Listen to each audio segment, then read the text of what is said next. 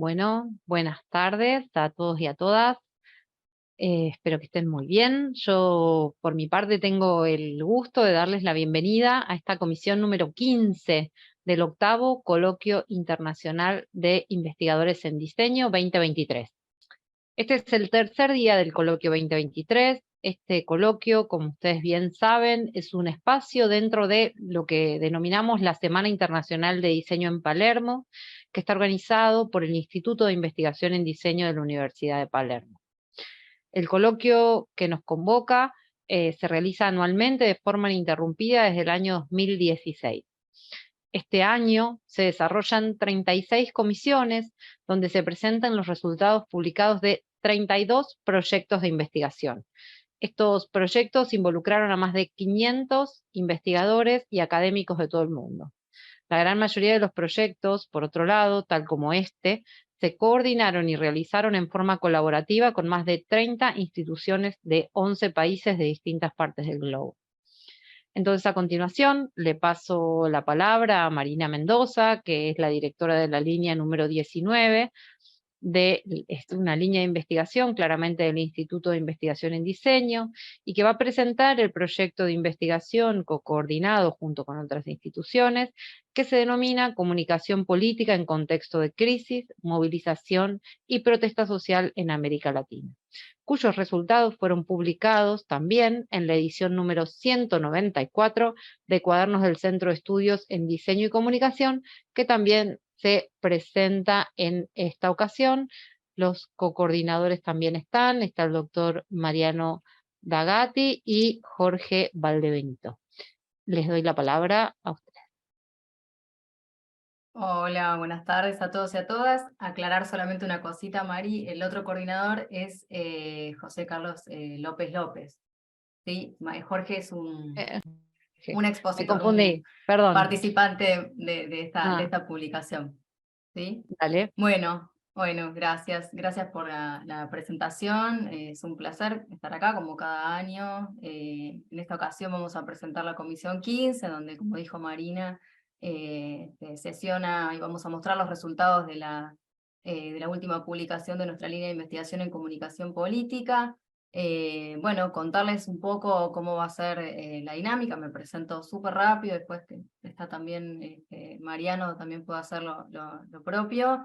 Soy Marina Mendoza, soy socióloga, soy doctora en Ciencias Sociales por la Universidad de Buenos Aires, docente de aquella casa de estudios y también de esta casa de estudios en la Universidad de Palermo, en la maestría en Gestión del Diseño. Y bueno, tengo actualmente una beca postdoctoral en CONICET, con sede en el Instituto de Estudios de América Latina y el Caribe. Por ahí algunos de ustedes los he conocido por esos lares. Bien, no sé, Mariano, si querés por ahí hacer una mini presentación, ya que estamos Sí, de conectados. paso pruebo este doble Dale. sistema de imagen por un lado y palabra por el otro. Bueno, mi nombre es Mariano Dagati, yo soy investigador adjunto de CONICET en el Centro de Innovación de los Trabajadores, que es una de las instituciones que también auspicia la realización de estos cuadernos, de estos números que coordinamos con Marina y Paulo. Mi área de trabajo es básicamente comunicación y análisis del discurso. De hecho, el artículo que voy a compartir con ustedes es un artículo que va sobre todo en el ámbito de análisis del discurso y comunicación política. Le quiero dar también la bienvenida a todos y sin demasiados preámbulos pasar ya a las presentaciones. Buenísimo, gracias Mariano. Sí, yo también ahí cometí un error. Es Paulo Carlos López López, nuestro otro coordinador de España, perdón. Bueno, nada, en coincidencia con las palabras de Mariano, darles la bienvenida y sobre todo agradecerles por haber participado del cuaderno, que como siempre es lo que valoramos muchísimo, lo que le da riqueza y crecimiento a nuestra línea de investigación, así que en principio muchísimas gracias por haber participado. Bueno, les cuento súper rápido, sobre todo quienes se sumaron como oyentes. Esta es la cuarta edición de nuestro cuaderno. La primera fue un poco general, ¿no? Lo que hicimos fue intentar abrir la agenda de investigación de la comunicación política en la región y ver qué temáticas estaban siendo abordadas para también nosotros abrirnos un poco a ese juego, tomar, ¿no?, el termómetro de por dónde iban las temáticas más urgentes de la comunicación política en Latinoamérica, que es como nuestro perfil, ¿no?, nuestra identidad. En la segunda edición nos volcamos más por la propia coyuntura, ¿no?, por los efectos de la pandemia. En el año 2021 salió la segunda edición. La tercera, perdón, en 2020 salió la segunda. En la tercera, publicada en 2022, se centró en noticias falsas y la desinformación, enfatizando los efectos de estas prácticas en la democracia de la región. Y hoy nos reunimos para presentar la cuarta edición colectiva, que salió publicada, como dijo Marina, con el número 194. Ustedes pueden encontrar todos los cuadernos de nuestra línea de investigación y de las 24 o 25 líneas que están en el Instituto de Investigación de la Facultad de Cine y Comunicación, en la página web, la misma que yo les compartí por correo, y que seguramente por el chat están compartiendo los coordinadores técnicos. Y bueno, la idea entonces de hoy es presentar los resultados de la última edición de la compilación 194. En esa compilación participaron 11, en realidad son más, pero 11 artículos, ¿sí? Pasaron todos los procesos de evaluación. Hoy nos acompañan 6, o los autores y autoras de 6 de esos artículos. Y bueno, para ya no quitarles más tiempo a los expositores, que es lo que vinimos a escuchar, les recuerdo un poquito la dinámica. Vamos a respetar el orden del cuaderno, ¿sí? El índice. Recuerden que teníamos primero a Jorge Valdebenito, en segundo lugar a Mauricio Alarcón Silva, en tercer lugar Mariana Cane Pastoruti, cuarto lugar Mariano Dagati, quinto lugar Yael Espatola, Cintia Bufa y Guillermo Herrera, si es que se conectó, no lo he visto, y en sexto lugar Patricio Pilca y Tomás Quevedo Ramírez, ¿sí? Recuerden que cada uno tiene 10 minutos, en los casos que sean coautoría lo mismo, ¿sí? Son 10 minutos repartidos entre ambos autores, son creo que hay 3 por aquí. Y bueno, presentarnos algún aspecto que ustedes consideren relevante o original de su artículo, y contarnos también, por supuesto, si continuaron profundizando esta línea de investigación entre que se publicó y este día. Yo les voy avisando si se pasan de tiempo, pero estamos bastante bien porque se bajaron varios de los expositores, ¿sí? Igualmente recuerden que vamos a dejar las preguntas, sugerencias y recomendaciones, comentarios, para la última parte de nuestro encuentro, ¿sí? Bueno, arrancamos entonces. Jorge, estás en primer lugar. Bienvenido, Jorge, tus 10 minutos. Bueno, muy buen día. Un afectuoso saludo a todos quienes están acá reunidos. Mi nombre es Jorge Valdebenito, yo soy sociólogo y doctor en estudios interdisciplinarios por la Universidad de Valparaíso y actualmente ejerzo como docente de la Facultad de Ciencias Sociales de la Universidad Academia de Humanismo Cristiano en Santiago. En específico en cátedras de teoría sociológica y de metodología de investigación social.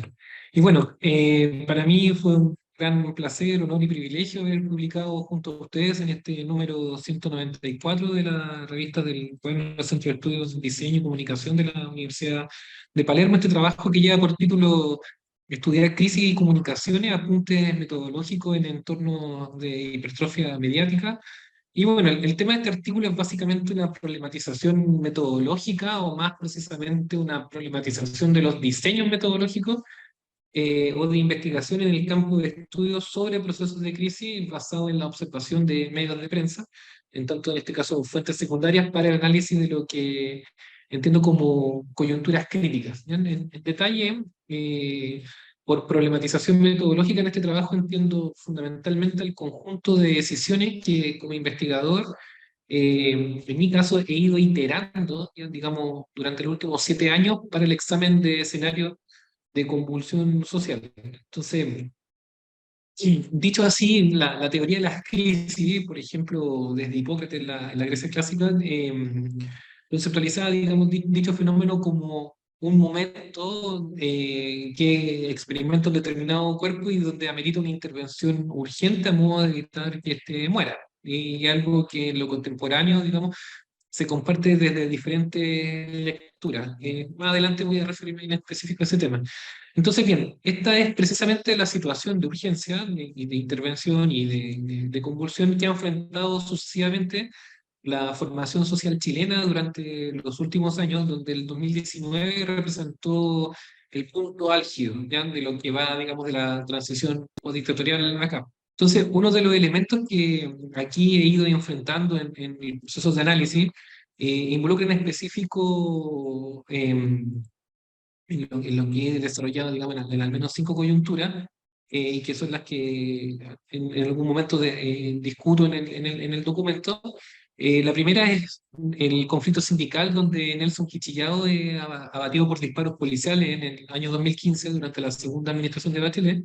Luego el Mayo Chilote del 2016, en el mismo periodo, que fue un desastre ecológico acompañado por una movilización popular, las movilizaciones del movimiento Noma AFP, que es contrario al sistema de pensiones chileno de capitalización individual, también en 2016-2017, y luego el estallido del año 2019 y posteriormente las movilizaciones en el marco de las restricciones pandémicas en el año 2020. Entonces, en primer lugar, una de las interrogantes es sobre cómo discutir respecto a la denominación de los procesos. ¿Bien?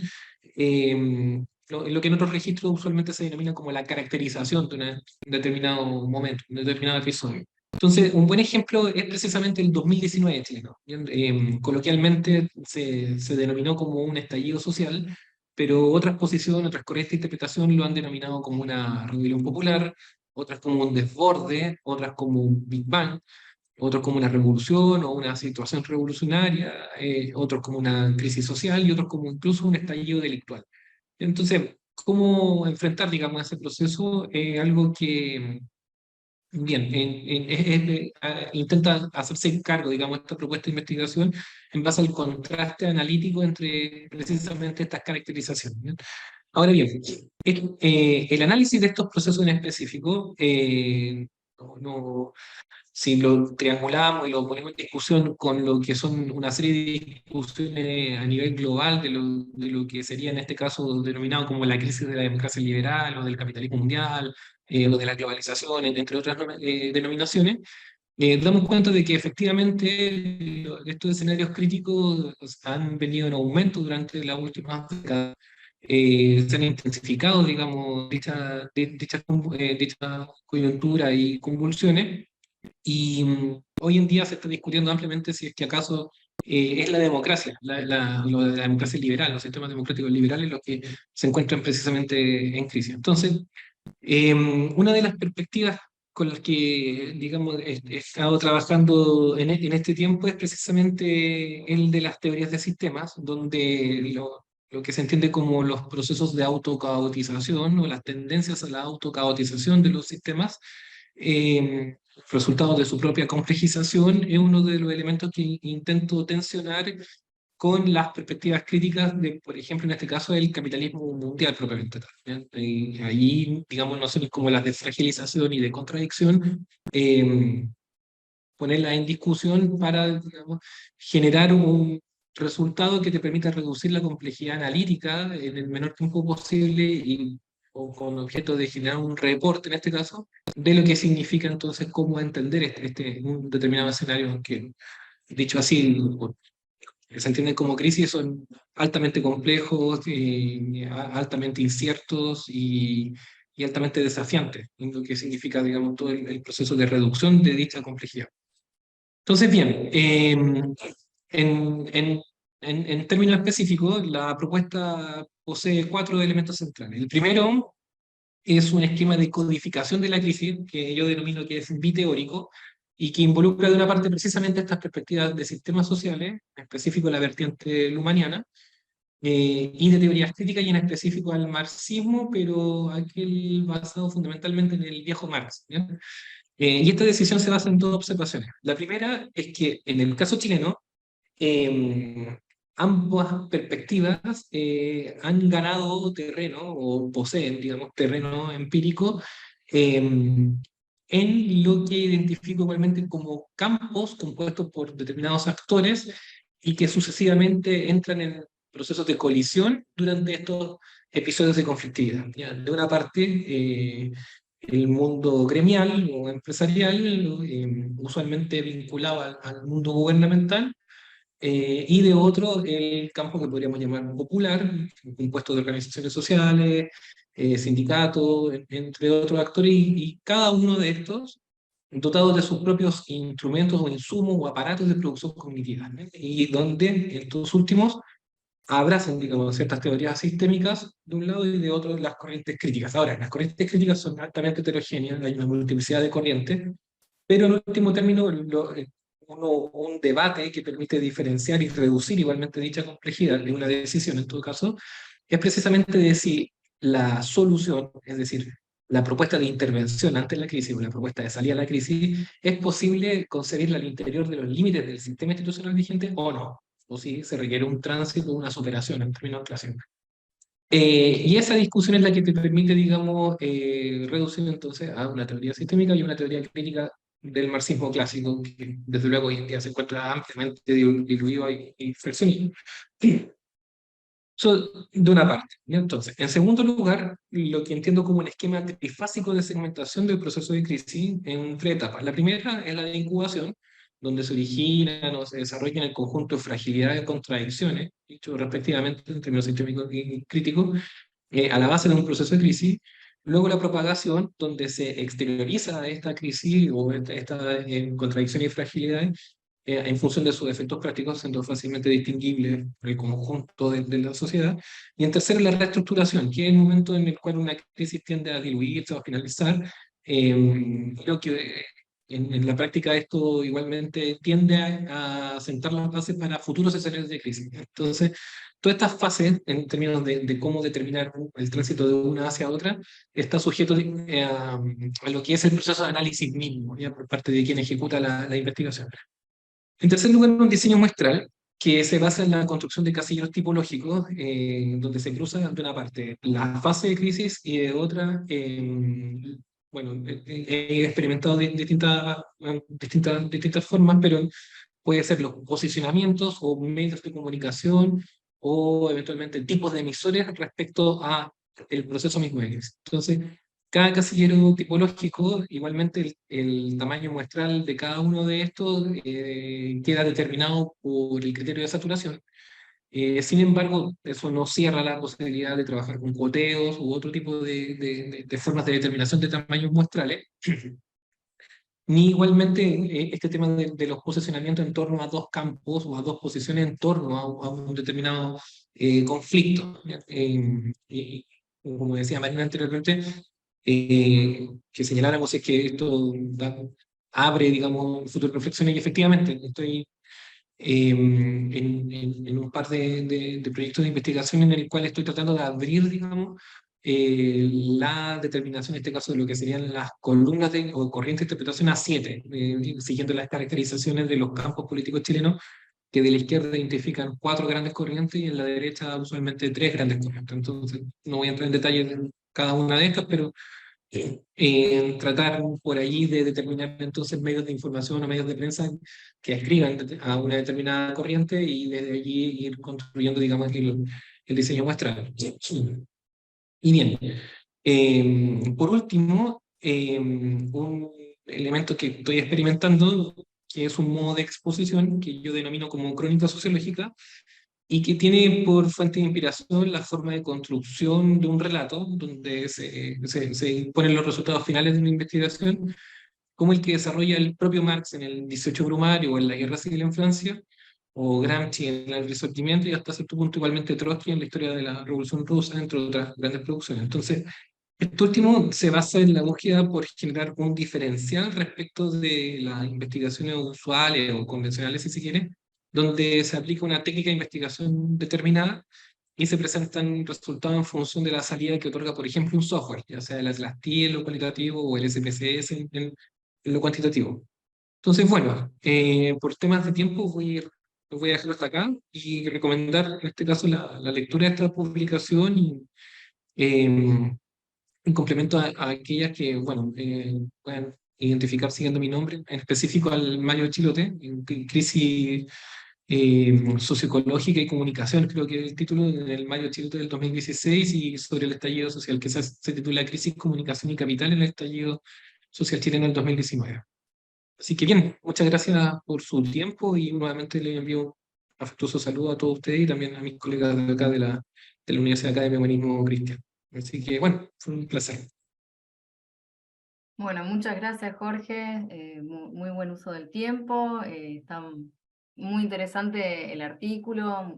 Obviamente los invitamos a leer todos los artículos, pero bueno, este Jorge lo que hace también, ¿no? Es como traer un poco de indicios metodológicos y teóricos para entender las crisis, ¿no? Que era la invitación de nuestro número. Así que gracias, Jorge. Un gran honor tenerte entre nuestros autores. Bueno, si les parece, seguimos con el orden que había establecido hace un ratito. Mauricio Alarcón, ahí te veo. Cuando quieras, Mauricio. Bienvenido. Sí. Bien, me escuchan bien, ¿verdad? Te escuchamos bien. Sí, correcto. Bien, buenas tardes. Un saludo a cada uno de los participantes de esta actividad y bueno, también contento y agradecido por el espacio para la publicación y también el espacio para poder presentar nuestros trabajos y generar algún espacio también de discusión de los resultados de las investigaciones que estamos desarrollando. Bueno, como ya lo saben, mi nombre es Mauricio Alarcón, yo soy sociólogo también, estudiante ya a punto de dar mi examen doctoral, soy del programa de doctorado en comunicación de la Universidad de la Frontera, yo soy de Temuco, del sur de Chile, Universidad de la Frontera y Universidad Austral de Chile, un programa conjunto entre ambas universidades. Y bueno, yo el trabajo que voy a presentar, que publiqué, se denomina Hacia un diálogo transdisciplinar entre las teorías de movimientos sociales y las estructuras del discurso. Y bueno, tiene que ver básicamente con una reflexión y con un debate interno durante el proceso de investigación en torno a las formas que fui dándole estructura a mi marco teórico. Debate interno, digo, en el sentido de bueno, mi tesis, mi investigación se denomina Estrategias discursivas en la construcción de textos multimodales usados por el movimiento social en Chile para convocar a jornadas de protesta a través de redes sociales. Entonces, por un lado, abordé las estrategias discursivas en un sentido amplio, pero también muy ligado a las nociones de la lingüística y sociolingüística respecto de las metáforas, géneros discursivos, gramática visual, específicamente asociadas al análisis que yo realicé, que es análisis multimodal de afiches, de convocatorias a jornadas de protesta, y todo esto vinculado con un enfoque de los estudios críticos del discurso. Y por otro lado, el intento de ensamblar de alguna manera todas estas teorías provenientes de un campo disciplinar distinto al cual del cual yo provengo, por así decirlo, de la sociología, entonces ensamblarlo con las teorías sociológicas de movimientos sociales. Entonces, en este intento y en este proceso, lo digo en un sentido bastante empírico también, en este intento en el cual me correspondió relacionarme con muchos investigadores de ambos campos, por así decir, disciplinares, de la lingüística y de la sociología, me fui encontrando que, si bien en términos teóricos, epistemológicos y declarativos, siempre se habla de la necesidad de que los estudios del discurso sean transdisciplinares y la necesidad de integrar los estudios del discurso con otros campos del ámbito de las teorías sociológicas. En la práctica, esa integración disciplinar surge y se desarrolla a partir de muchos sesgos disciplinares, lo cual dificulta establecer ese vínculo.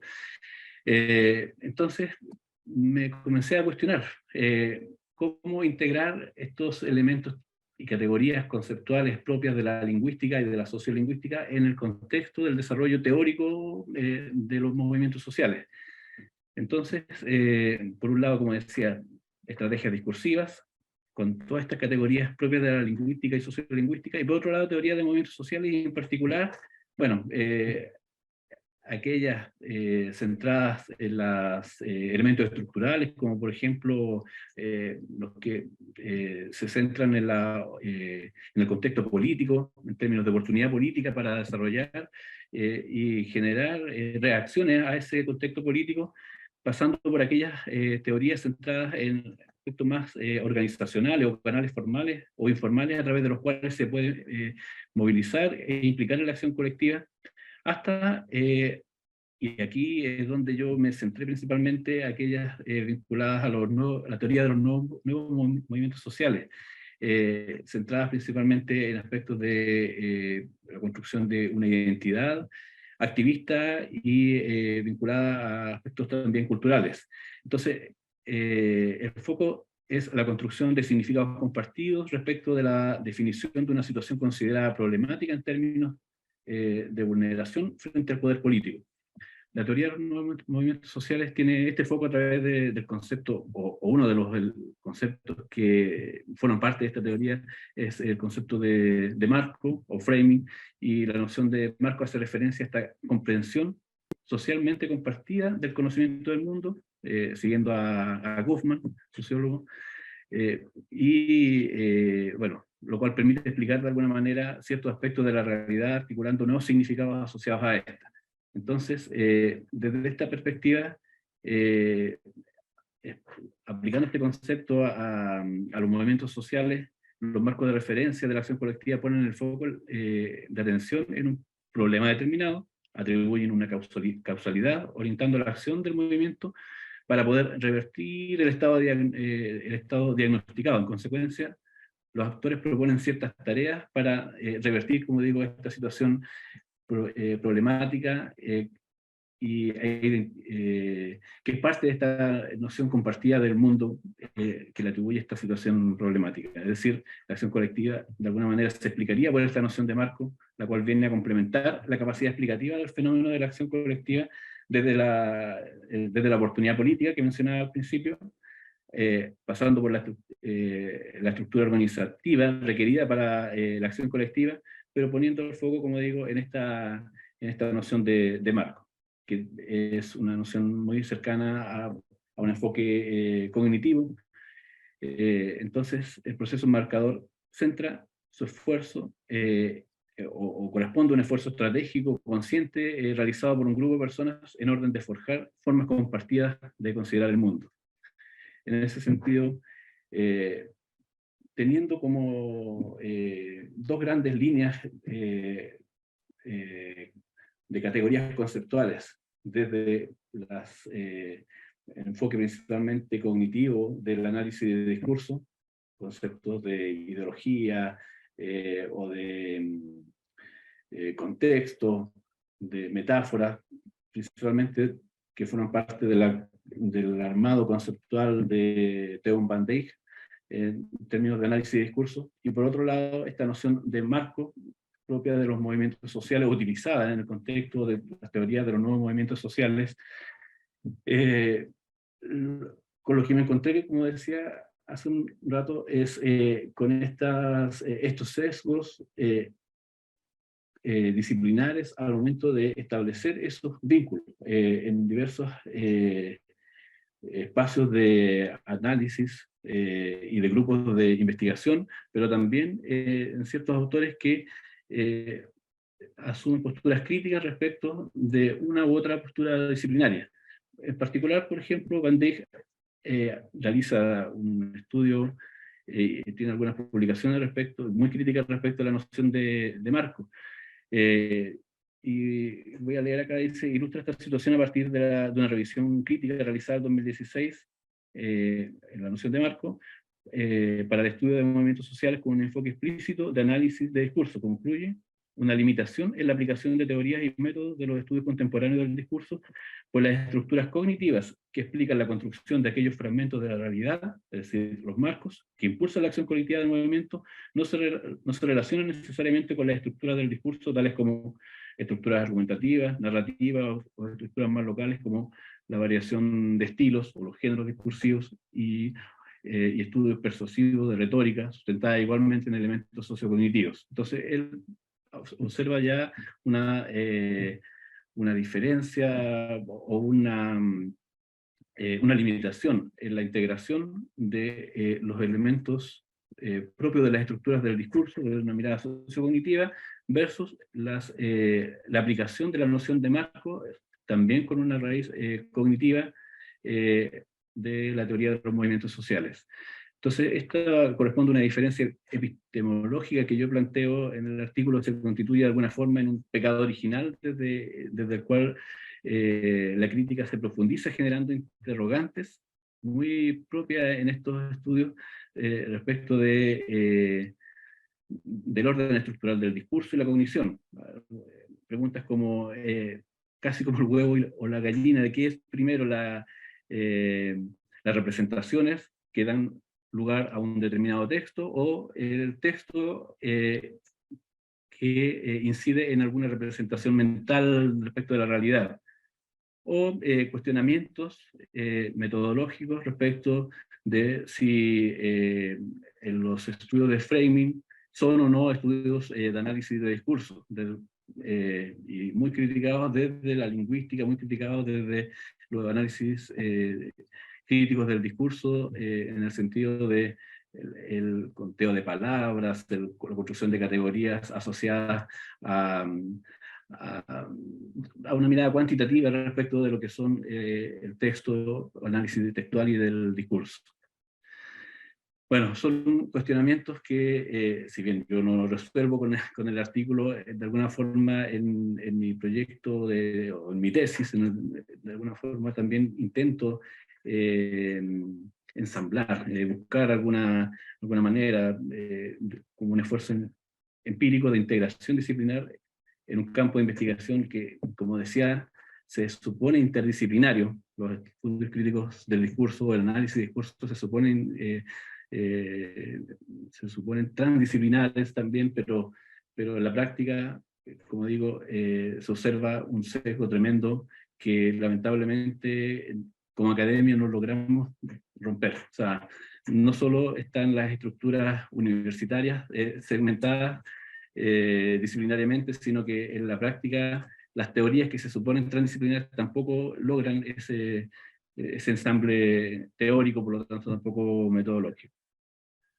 Bueno, no sé cómo estaré de tiempo, pero bueno, en eso consiste el trabajo, una reflexión más bien teórica respecto de mi propio proceso investigativo. Muchas gracias.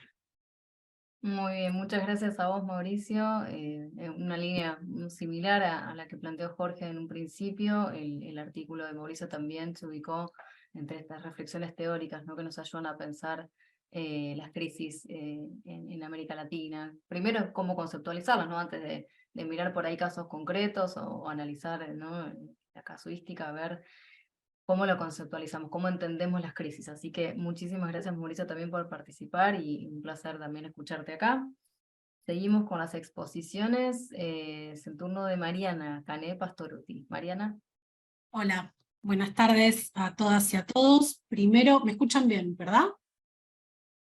Bueno, primero quisiera, lo más importante, agradecer a Marina, a Mariano y a Pablo, no solo la organización del cuaderno, sino también de esta instancia de coloquio para compartir un poco más los debates, porque quizás las cosas después quedan en un dossier o en un cuaderno, y la verdad es que el debate entre los autores y las autoras queda un poco trunco, así que este tipo de instancias en escritos de este tipo me parece que valen la pena, así que lo celebro. Bueno,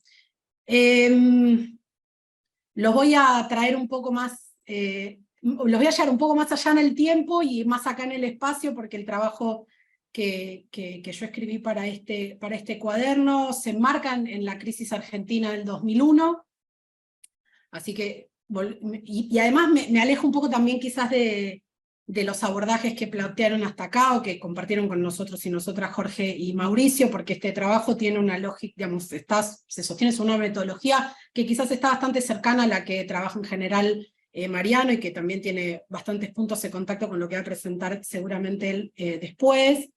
Pero más que centrarme en lo metodológico, yo en mi caso sí me voy a enfocar más en, valga la redundancia, el caso, que tiene digamos, si bien tiene la característica particular de, además de haber sido una crisis multidimensional, financiera, económica, social, política, yo voy a dirigir la mirada a un aspecto que desde algún marco teórico también es considerada la primordial, pero que no necesariamente tiene por qué ser así, y que es lo que podríamos definir como la crisis de la palabra política, ¿no? Que además, bueno, me parece que es un tema que tiene como, no sé si por recurrente o por sostenido en el tiempo, una cierta contemporaneidad con los procesos sociopolíticos latinoamericanos de los últimos 20, 30 años, y que es esta preocupación por la crisis de representatividad a la cual estamos como constantemente atendiendo, ¿no? Siempre, nunca no hay crisis de representatividad, con lo cual este abordaje, si bien se centra en un caso concreto, en un momento concreto de quizás un alto grado de ebullición social y de una conformación de crisis institucional específicamente hablando, quizás alguna de las preguntas y de las respuestas que intenta dar el texto tienen más largo aliento que solamente el 2001. Decía crisis de representatividad, entendiéndola, con lo cual yo parto de esto como un supuesto, por decirlo de alguna manera, más bien intento tratar de dar argumentos para sostenerlo, así que él decía que no me voy a centrar en una pregunta teórica, porque en realidad el texto no trata de dar cuenta de los alcances o de limitaciones de este diagnóstico, por decirlo de alguna manera, sino que más bien un punto de partida.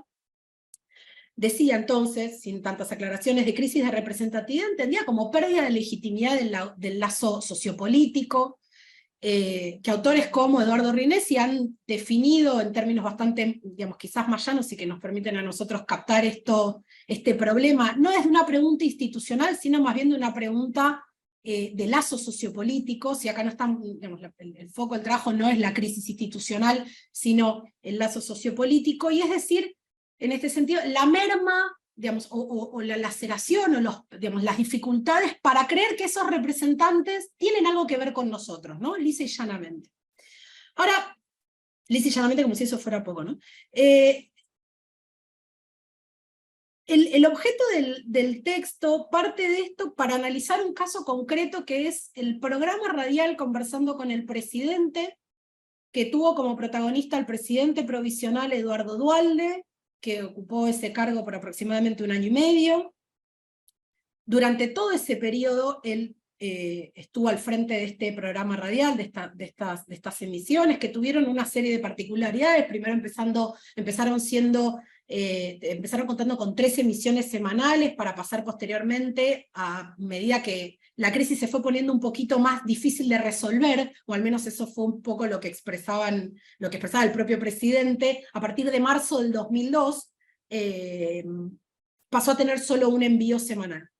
El trabajo analiza los 80 envíos, yo accedí a las transcripciones, pero también a los audios originales que están en el archivo de Radio Nacional.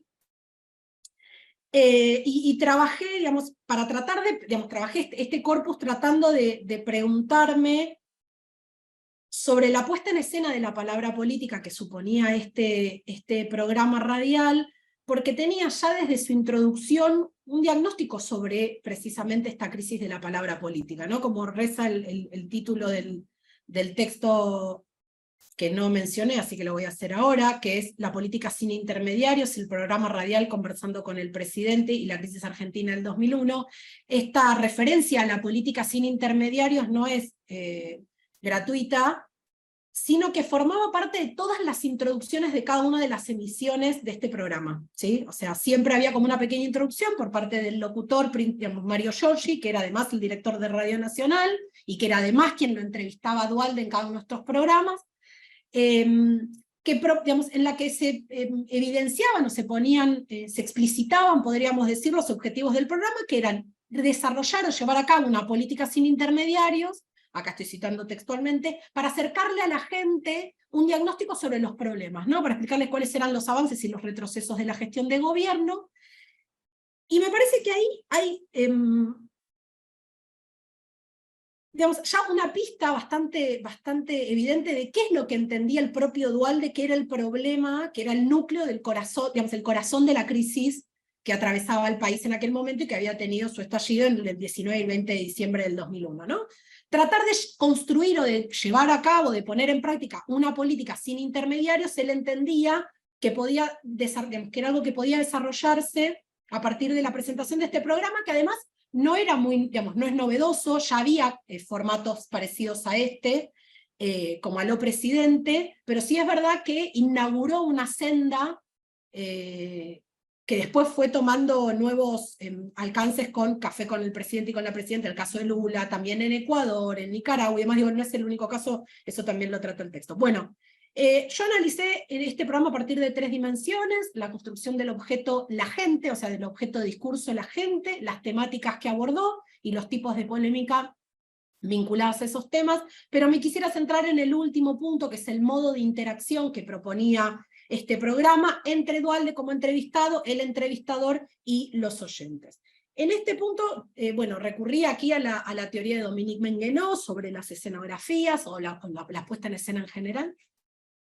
Principalmente, entiendo que se puede analizar este programa a partir de distinguir, por un lado, una escena englobante, el tipo de discurso político, una escena genérica, que es la de la entrevista periodística, porque este formato sí se mantuvo a lo largo de todo el programa, y en el nivel de la escenografía sí ahí se pueden ver más bien variaciones sobre las cuales me interesa destacar dos, o me interesa llamar la atención sobre dos. Por un lado, la lógica de la que denominé las preguntas de la calle, ¿no? También tomando al propio entrevistador, porque así las introducía él, que fueron intervenciones que duraron muy poco tiempo durante los primeros meses, es decir, también cuando el programa tenía una mayor cantidad de envíos semanales, en los cuales se introducían voces de ciudadanos y ciudadanas a partir de recortes de audio de preguntas muy cortas, muy breves, que en general iban en la línea de las temáticas que trataba cada programa. Digo, no había nada demasiado nuevo en cada una de esas intervenciones, pero que tenían una particularidad. Aquí, digo, yo parto del supuesto en el TEC, en mi análisis, de no cuestionar la veracidad de la intervención. Si yo no tengo herramientas para decir si verdaderamente esos eran ciudadanos y ciudadanas que se cruzaba el productor o la productora de Radio Nacional en la calle, pero sí es verdad que sonaba medio extraño que se introducían ruidos de fondo como bocinazos de autos, voces de otras personas, que lo hacen, uno escucha, por eso también era importante no solo leer las transcripciones, sino también escuchar los audios, que lo hacen bastante extraño, suena bastante raro. No tengo herramientas para cuestionar la veracidad de esto, pero sí me interesa señalar el primer elemento, dos elementos. Por un lado, que quienes intervenían lo hacían, solamente eran presentados con nombres propios, con sus nombres de pila, no había apellidos, no había ninguna referencia adicional, nombres como María, Juan Carlos, como muy fácilmente que uno se podría identificar como un ciudadano común, ¿no? Porque no había ninguna particularidad, no es que intervenían como trabajadores o como piqueteros en aquel momento, lo que fuera, sino como ciudadanos comunes, en el sentido de amplios, sin ningún tipo de rasgo que permita distinguirlos. Pero sin embargo, lo que a mí me interesa señalar como punto central es que estas intervenciones no eran de formato replicante, no era una intervención entre La Voz de la Calle y Duhalde, sino La Voz de la Calle estaba inserta en el programa y simplemente Duhalde después se dedicaba a responder. El segundo elemento es que La Voz de la Calle después adoptó una nueva forma, ¿sí? Bajo la lógica de un discurso referido indirecto. Mario Giorgi ahí directamente intervenía, introducía las intervenciones diciendo, bueno, nos preguntó una vecina del barrio de Palermo si...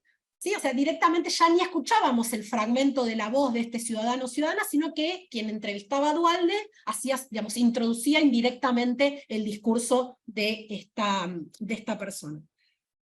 Dicho todo esto, y ya porque quisiera cerrar y no tomar más tiempo, me interesa señalar este último punto específicamente porque me parece que permite pensar, conversando con el presidente, como un paso en la mutación del lazo representativo, no solo a partir de, específicamente a partir de la crisis del 2001, pero también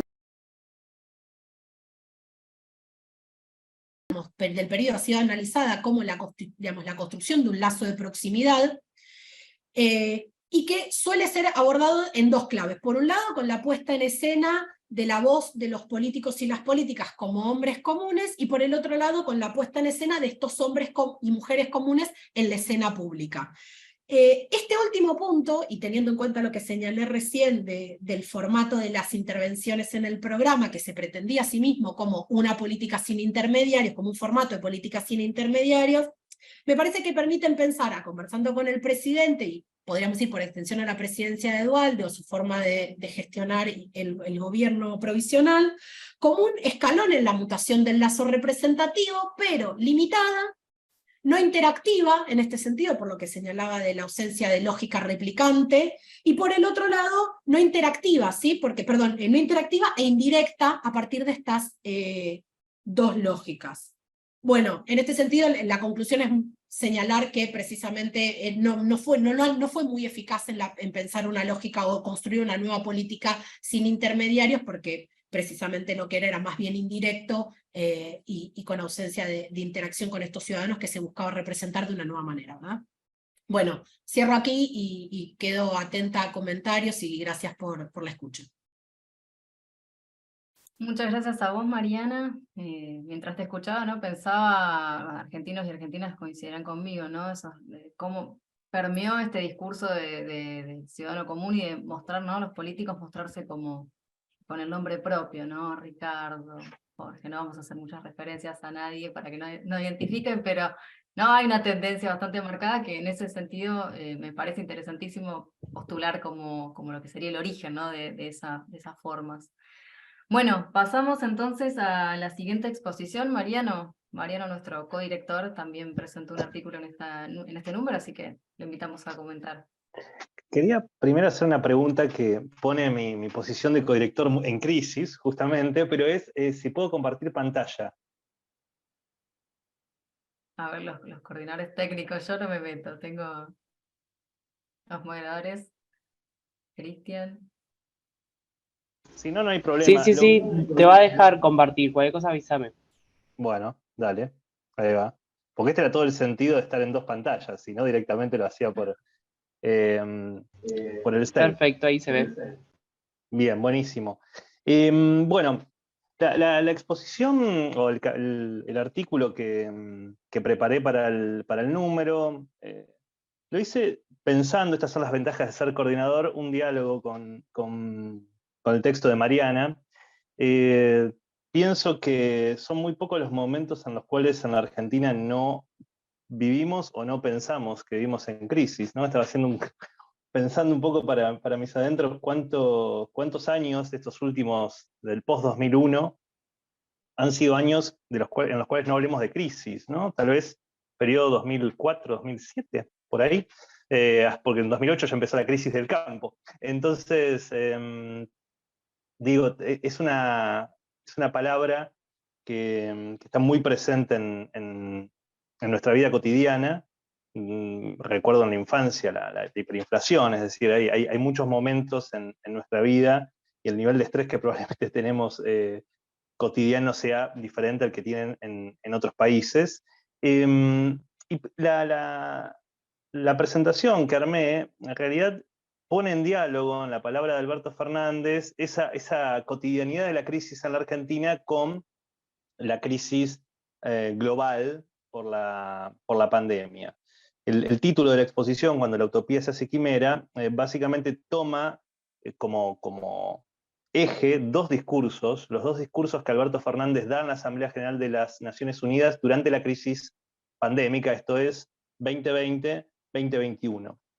Y este texto, el texto que fue publicado en la revista, me permitió hacer una transición entre un capítulo de un libro que ustedes tienen ahí en pantalla, que se puede descargar de manera gratuita de la web de la USPI, un libro que hicimos con unos colegas brasileños sobre los discursos de los presidentes sudamericanos en las asambleas generales del año 2019 y 2020.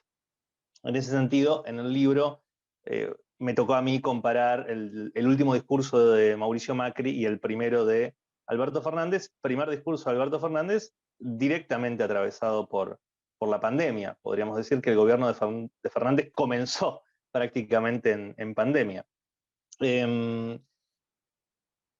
Y ahora, en breve, bueno, Marina también es parte de todo este proceso, estamos armando un segundo libro, una continuidad, no se va a llamar Sudamérica en su laberinto 2, pero lo puse así porque creo que es bastante gráfico, que aborda menos la cuestión de Sudamérica que la cuestión de América Latina.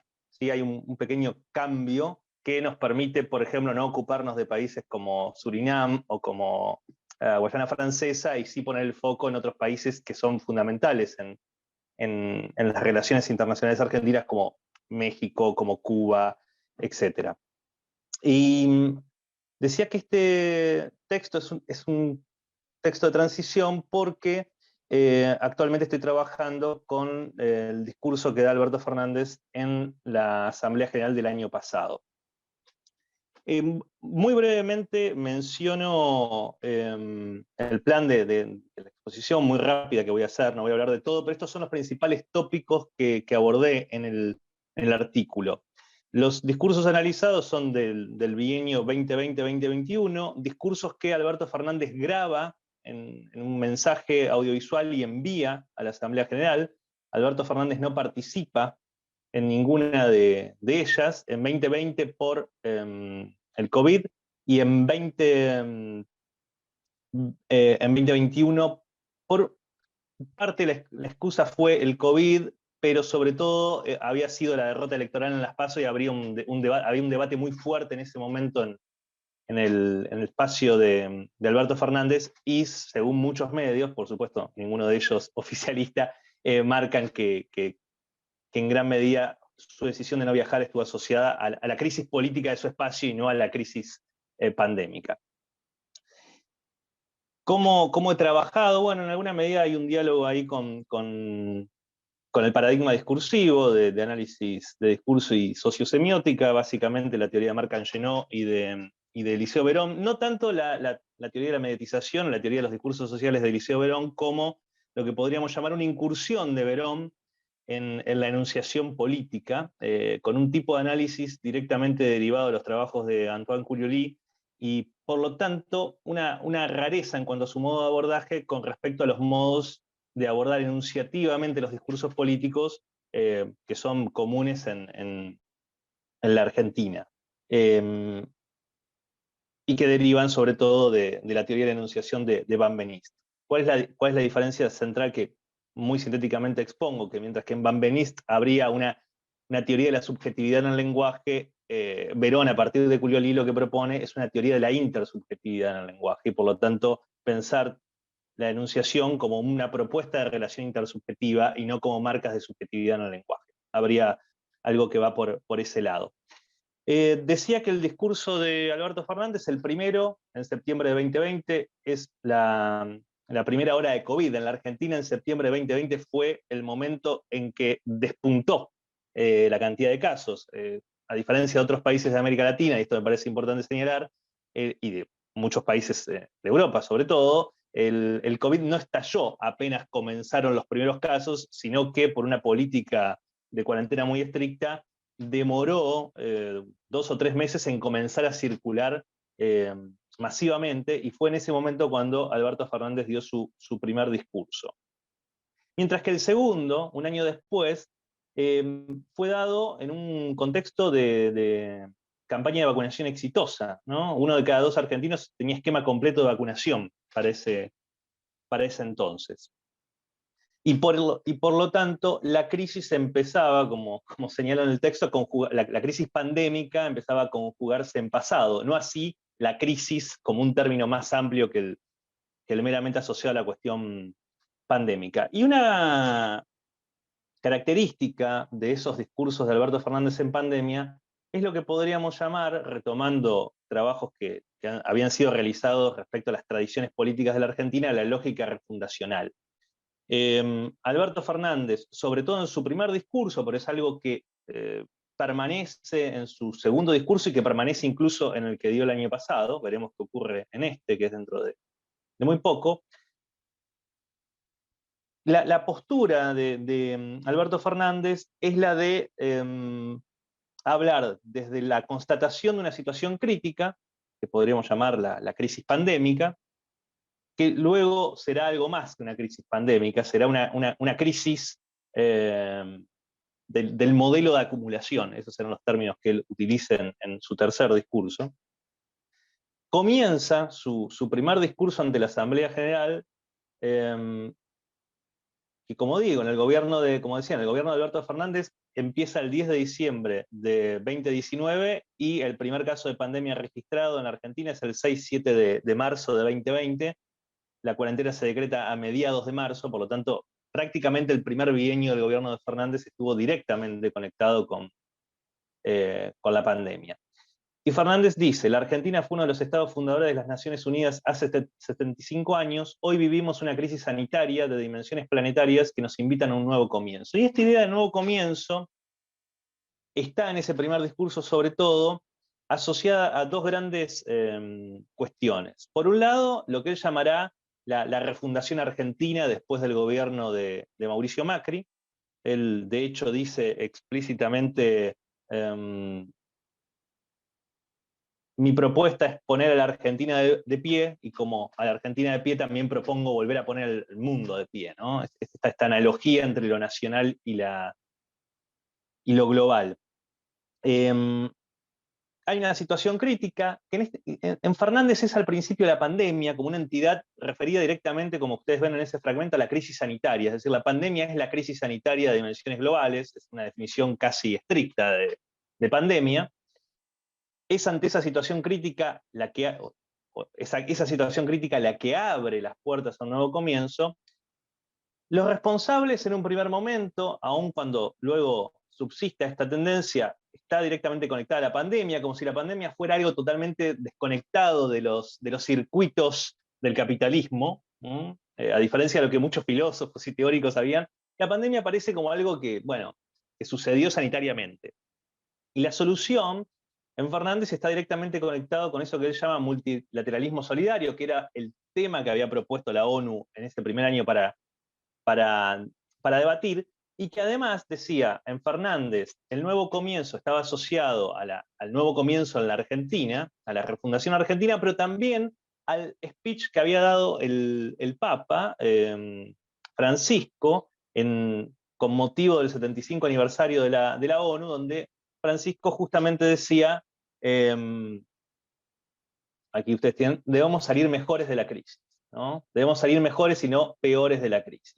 Ya voy a pasar a esta parte de este discurso religioso, pero me interesaba señalar antes, y esta es una de las cuestiones que estoy desarrollando sobre todo ahora en este nuevo capítulo, si la pandemia era en un principio, como término, una entidad que designaba una crisis sanitaria, luego la pandemia va a adquirir un espesor semántico mayor, una amplitud semántica mayor, y va a ser la palabra que va a permitir abordar la crisis de un modelo de acumulación a los ojos de Fernández sin terminar de nombrar a los responsables más directos.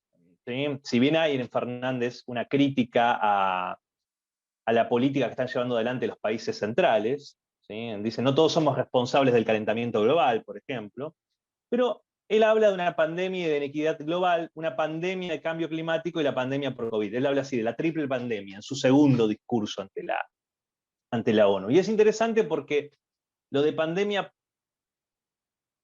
de alguna forma, es un término cuya procedencia es obviamente sanitario, médico, y que esconde o escatima el contexto político-económico de esa pandemia por inequidad global o por el cambio climático. Algo que progresivamente se va a ir volviendo menos tácito en la denuncia de Fernández, sobre todo en el último discurso que dio. Decía que el interdiscurso religioso de Fernández está marcado por el mensaje del Papa Francisco. De hecho, en su primer discurso ante la Asamblea, comienza diciendo, inspirado en su prédica, la de Francisco, y en su ejemplo, vengo a ratificar un llamamiento al mundo entero a recrear un multilateralismo solidario. Lo fundamental, y con esto me gustaría cerrar, es que este interdiscurso religioso, muy presente sobre todo en el primero, ejerce lo que podríamos llamar una suerte de presión sobre el género de la comunicación política y de la comunicación diplomática de Alberto Fernández. Cada uno de los discursos de Fernández, de los tres que ha dado hasta ahora en la Asamblea, han estado marcados por esta suerte de exhortación, de convocatoria a dar vuelta a la página, a un nuevo comienzo. Y la exhortación comporta, es un componente, según los términos de Verón, de tipo interpelativo, como el componente prescriptivo, La exhortación como género involucra cuestiones de tipo interpelativa, cuestiones de tipo descriptivas, porque toda interpelación se hace en nombre de un saber, puede ser descriptivo, didáctico, ¿no? La crisis ha generado tantos problemas, por lo tanto debemos hacer tal cosa. Lo que me interesa, o lo que me permitió el abordaje de este discurso fue, trabajando con este texto de Verón, pensar un componente que no había sido señalado antes. De hecho, ahora en el nuevo capítulo estoy pensando otro tipo de componente, que es el componente de tipo exhortativo, que es del orden del deber, lo que tiene marcas explícitas de persona, que remiten a esa fuente expresiva que puede ser yo o nosotros, por lo general, ¿no? Lo interesante es que si uno va más atrás, o va a otros discursos, también puede encontrar, incluso los de Macri, por ejemplo, por poner a alguien de un signo político diferente, zonas exhortativas. Esto es, por ejemplo, típico en los discursos presidenciales de argentinos ante la ONU, cuando se habla de Malvinas y cuando se habla de el atentado a la AMIA. Entonces, ante el atentado a la AMIA, instamos a la República de Irán a que entregue a tales personas. Solicitamos o convocamos a Reino Unido a que se avenga a lo solicitado por las Naciones Unidas en términos de establecer una mesa de negociación por las Islas Malvinas, ¿sí? Entonces, hay algo del orden del deber, pero no se trata de que necesitamos, de que es perentorio, de que es necesario, de que se debe, donde las marcas de personas pueden estar disimuladas, e incluso a menudo lo están, lo dice Verón, sino que aquí hay claramente marcas de persona que indican por lo general la fuente expresiva.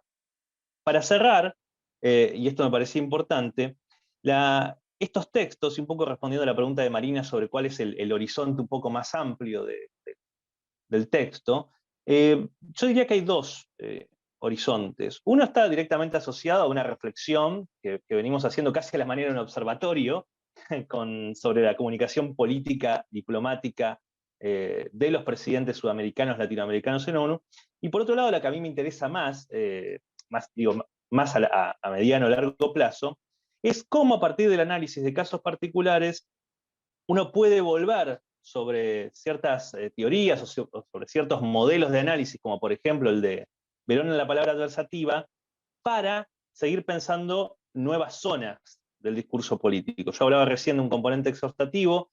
En este texto que estoy escribiendo ahora sobre Alberto Fernández en la ONU, en su tercer discurso de la ONU en 2022, estoy trabajando con una idea que es la del componente predictivo, es decir, el momento algo del orden del saber en la cual el presidente estima o pronostica un determinado futuro si, por ejemplo, no se hacen determinadas cosas.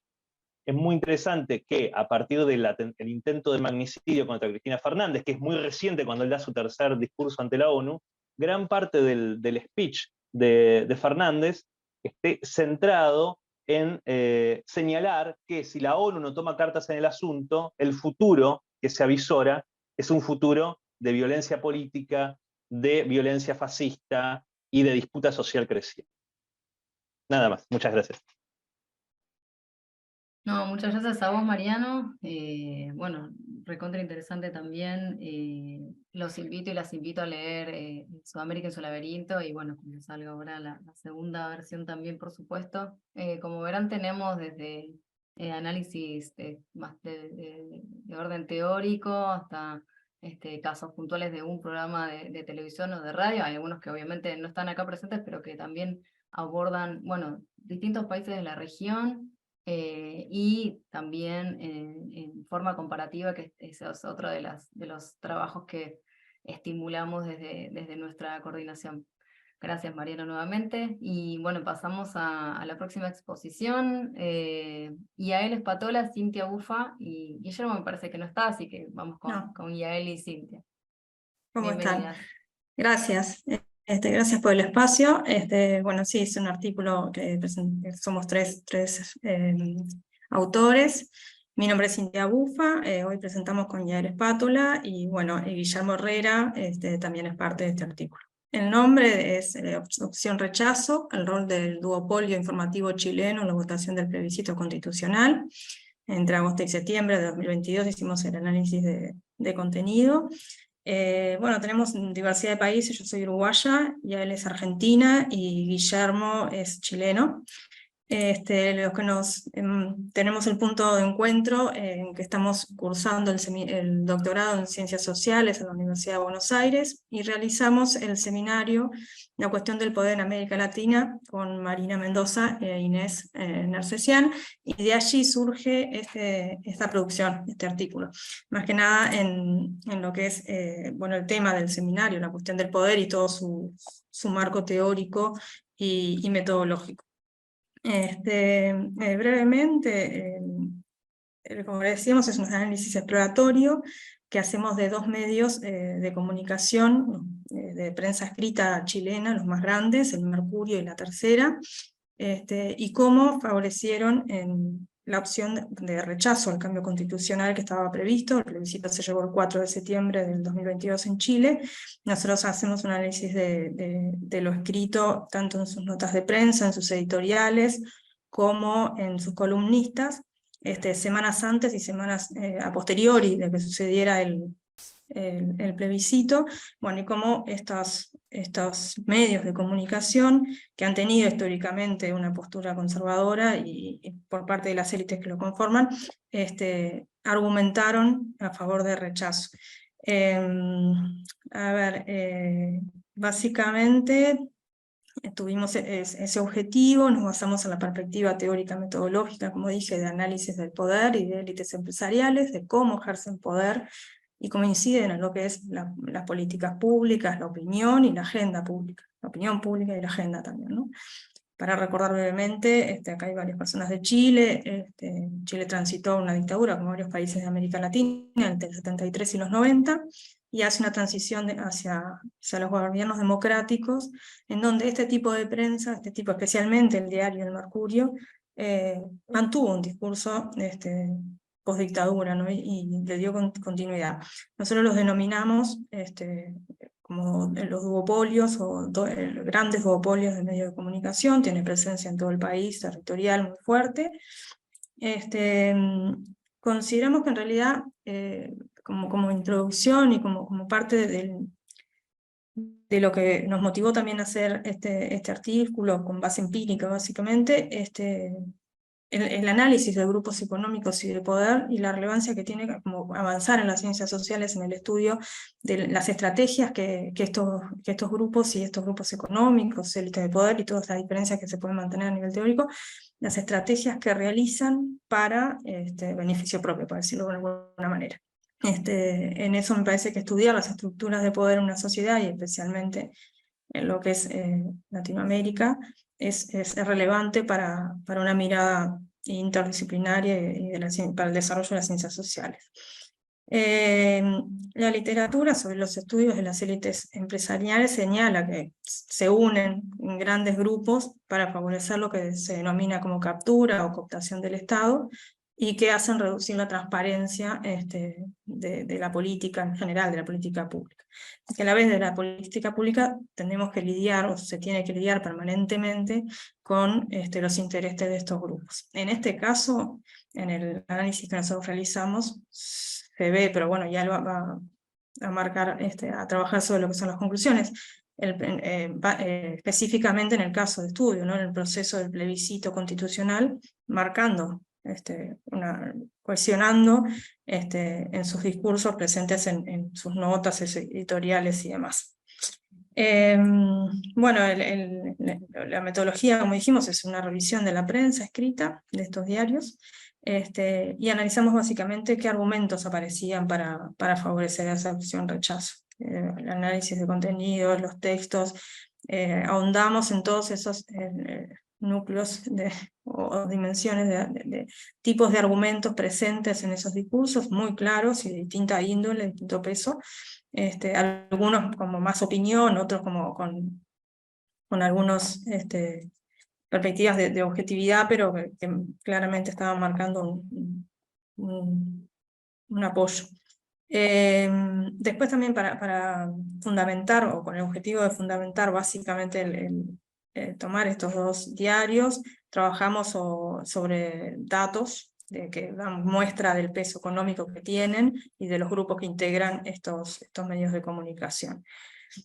Por ahí como el inicio, el objetivo y el marco teórico que fundamentó el artículo, y le doy paso ahí a él para que presente las principales conclusiones. Gracias, Cintia. Bueno, hablo de las conclusiones brevemente y algunas líneas posibles de análisis que pensamos a partir de esta investigación. Principalmente focalizamos en establecer la postura de los dos medios principales de comunicación de Chile, La Tercera y El Mercurio, a partir del análisis de la prensa escrita que trata el tema del plebiscito constitucional y particularmente el apoyo por la opción rechazo. En este sentido tomamos notas editoriales y notas de opinión de distintos periodistas en estos dos medios de comunicación. Del análisis del discurso realizado podemos concluir que ambos medios presentan más continuidades que rupturas, rechazando la propuesta de la nueva Constitución, con una pretensión de objetividad que oculta las huellas del sujeto en el discurso y por tanto oculta sus intereses. Para lo cual utilizan muchas veces un tono impersonal, más marcado en el caso del diario El Mercurio y ambivalente en La Tercera, donde las notas de opinión buscan una mayor interpelación al lector. Tienen en común estos dos medios que tienen argumentos que se ven reiterados en las notas, como el hecho de que la mayoría de los ciudadanos quieren avanzar en el proceso constituyente, pero no aceptan el nuevo texto por ser, entre comillas, cito, de nicho, por adoptar posturas radicalizadas y maximalistas. Entonces, ambos diarios sostienen que el clima político es de polarización por esta situación y que esto imposibilita el crecimiento económico y la garantía de los derechos que el mismo texto constitucional pretende velar. Acá hay una operación que hacen, que es decir, que no están en contra de una nueva constitución, sino que están en contra del texto que fue escrito. Incluso que el texto escrito pretende velar por distintos derechos que no pueden ser garantizados si no cambia la situación económica. Esto se encuentra claramente en los dos diarios. A la vez, en segundo plano, pero también es algo que quisimos establecer y analizar de forma exploratoria en este trabajo, fue el aporte de un análisis empírico sobre el financiamiento de LIS empresariales en el plebiscito constitucional por la opción rechazo. Entonces, rastreamos el financiamiento de los últimos años, siendo central el que fue vinculado a la prensa escrita. Y pudimos establecer que al 16 de julio de 2022, en pleno periodo de propaganda electoral para el plebiscito de salida, el 98,6% de los aportes fueron a la opción rechazo y solo el 1,4% a la opción apruebo. Entonces, para ir sintetizando, el objetivo de esta investigación fue establecer vínculos entre ambos relevamientos para reconstruir el proceso generado en Chile a partir de la votación del plebiscito constitucional desde una perspectiva teórica metodológica del análisis del poder. El financiamiento de las élites empresariales a medios de comunicación.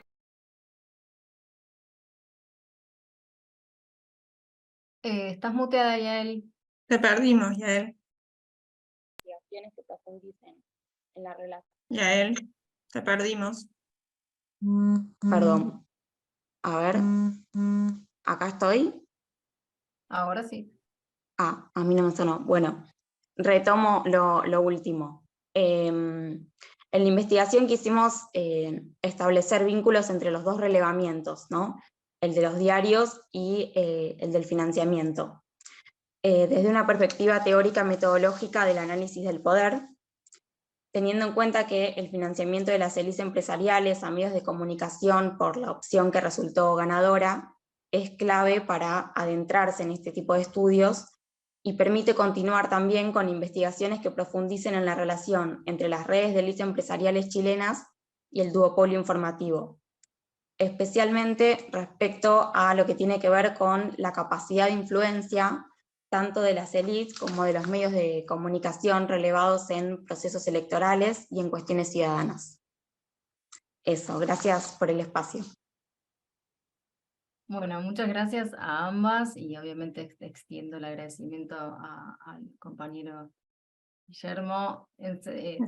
Permítanme, entre paréntesis, agradecerles muy especialmente a ustedes porque de aquel trabajo de clase del seminario de doctorado a presentar un artículo es una excelente forma de materializar, ¿no? Pequeños logros, así que Los felicito de verdad y les agradezco nuevamente por participar. A vos te Bueno. agradecemos. Gracias. No, por favor. Bueno, ya después yo me anoté algunas preguntitas para todos y para todas, si tenemos tiempo, creo que nos va a sobrar. Pero primero damos paso al último expositor, si estás por ahí, Patricio. Sí, ahí te veo. Sí, sí, Bueno, dale. todo tuyo Sí, entonces el espacio. ¿me escuchan? Sí, va, ya. Buenas tardes. Mi nombre es Patricio Pilca. Este texto que les voy a presentar lo hicimos a dúo con Tomás Quevedo. Ahora él no está, sino que yo nomás voy a hacer la exposición. Yo soy profesor acá en la Universidad Central del Ecuador, entonces voy a presenté más bien dicho, el artículo sobre lo que está sucediendo en las últimas movilizaciones, ¿sí? Que se dieron en junio del 2022. Y entonces ahí se enmarca el artículo del que hoy voy a hablar. El título del artículo es el siguiente: si el Estado es el ruido, el pueblo es la melodía. Esto lo tomamos de una canción de las que ahora voy a hablar. Reflexiones sobre la música en el levantamiento indígena y popular, Ecuador, junio 2022. Ya.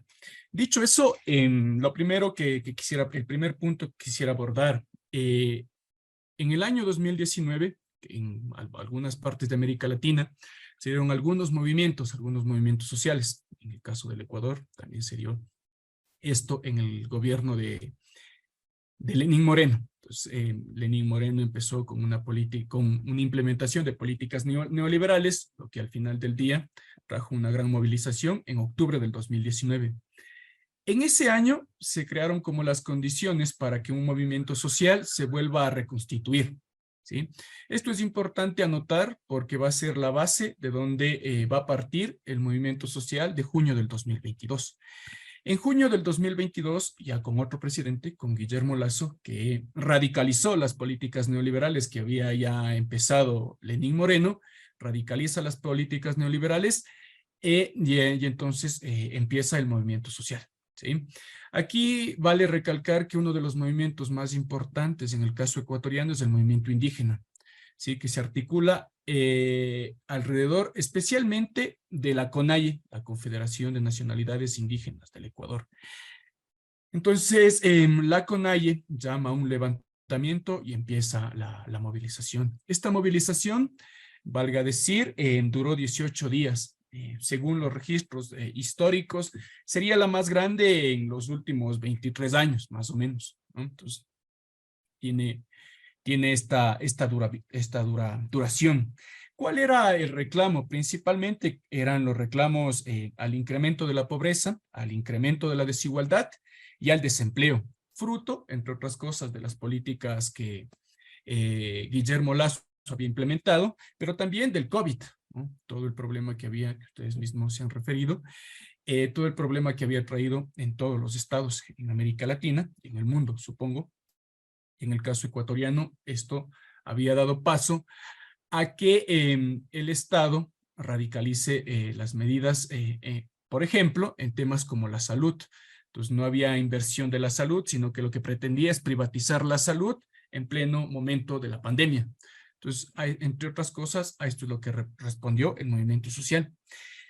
Estrictamente, dicho esto, estrictamente, ¿a qué se refiere nuestro artículo? Nuestro artículo se refiere a la música, ¿sí? A la música que surgió en el movimiento de junio del 2022, ¿sí? De aquí partimos de una idea que nos pareció bastante importante, y es que generalmente cuando se hacen análisis de política se olvidan los aspectos culturales, se deja de lado las expresiones artísticas que en ese momento surgen. Nosotros dijimos, creo que casi siempre los análisis están midiendo las fuerzas, qué fuerzas políticas están, qué actores políticos, cuál fuerza va ganando más, cuál va perdiendo, qué tendencia gana. Pero decíamos nosotros, algo está aquí faltando, y es un análisis sobre las expresiones políticas, perdón, sobre las expresiones artísticas. Y entonces nosotros nos centramos en la música, ¿ya? Y la música nosotros la entendemos, y aquí voy a tomar una cita de la que está en el artículo, por supuesto. La música expresa de manera concreta las relaciones sociales y políticas. Con este presupuesto nosotros empezamos a trabajar. Y entonces empezamos a recoger las canciones que fueron surgiendo al calor de la movilización, ¿sí? Y también canciones que luego fueron surgiendo post-paro, ¿sí? Entonces, esto nos resultó bastante enriquecedor para nosotros, porque entonces la música lo tomamos también como un dispositivo de crítica social, ¿va? Dicho esto, quisiera pasar, les voy a leer un par de canciones que nosotros las tomamos para que vean cómo fue el asunto, para que más o menos tengan idea de qué es lo que relatan las canciones. A ver, déjenme ver. Por aquí estaba.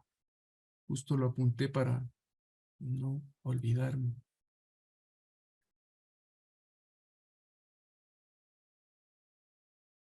Ya. Hay un grupo que, bueno, es un grupo que también nació en ese momento que se llama Bombapquilas. Este grupo, Bombapquilas, hace productos audiovisuales, ¿eh? No solo que tiene como cantantes, sino que crea la música, luego está creando el video, y cuando crea el video, en ese mismo instante está posteando en el Facebook o en las redes sociales en las que fuese. Les voy a dejar aquí para que aquí no vamos a poder escuchar, pero les voy a dejar aquí para que ustedes escuchen. En la caja de comentarios, ahí está la canción.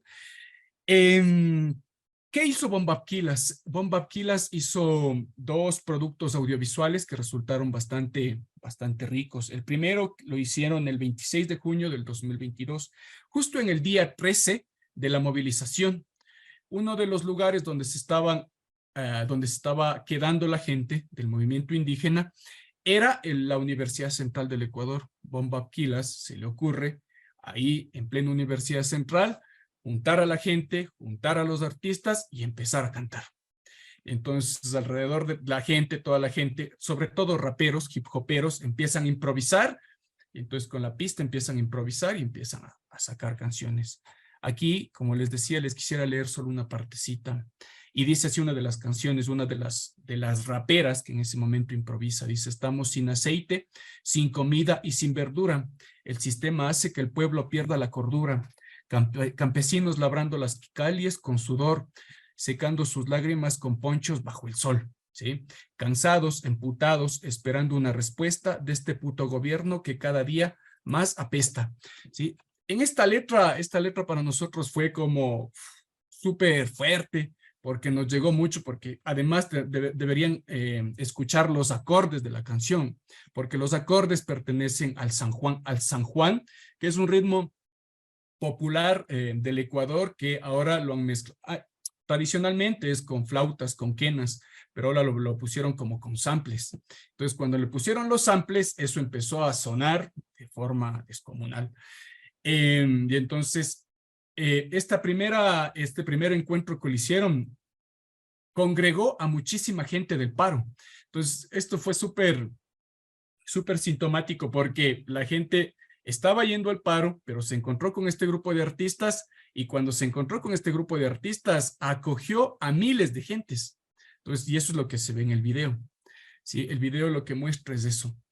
Luego, también quisiera hablarles del segundo video, que también les voy a poner acá, que se hizo, esta es la segunda parte, que se hizo el 18 de julio, casi 18 días después que había terminado la movilización. Este video es súper rico porque se lo hace en el Palacio de Gobierno. En la esquina del Palacio de Gobierno se pusieron a cantarle igual al gobierno de Guillermo Lasso. Y entonces, en alguna de las partes de este nuevo momento, dicen: Ecuador se ha levantado, vuelvo a leer, poncho color rojo que viste al guerrero, el guerrero ecuatoriano que ha luchado por su pueblo, un pueblo enojado, que ha pasado la historia humillando a un banquero temeroso y acobardado. Aquí hace alusión directamente al movimiento indígena, ¿sí? Porque el movimiento indígena tiene como una de sus características los ponchos rojos, ¿no? La etnia de donde viene la mayoría del movimiento utiliza el poncho rojo. Entonces lo que estaban haciendo es alusión al poncho rojo, pero además como el movimiento indígena le puso contra la pared a Guillermo Lasso, al banquero, que es el dueño del Banco del Guayaquil y tal. Entonces, hace alusión a eso. En estas canciones, bueno, hay otras también que por temas de tiempo no voy a poderles leer un poco más. Está el artículo para que puedan verlo. Estas canciones como que llevan a un recambio en las formas culturales y estéticas y devuelven una mirada nueva y renovada a la política.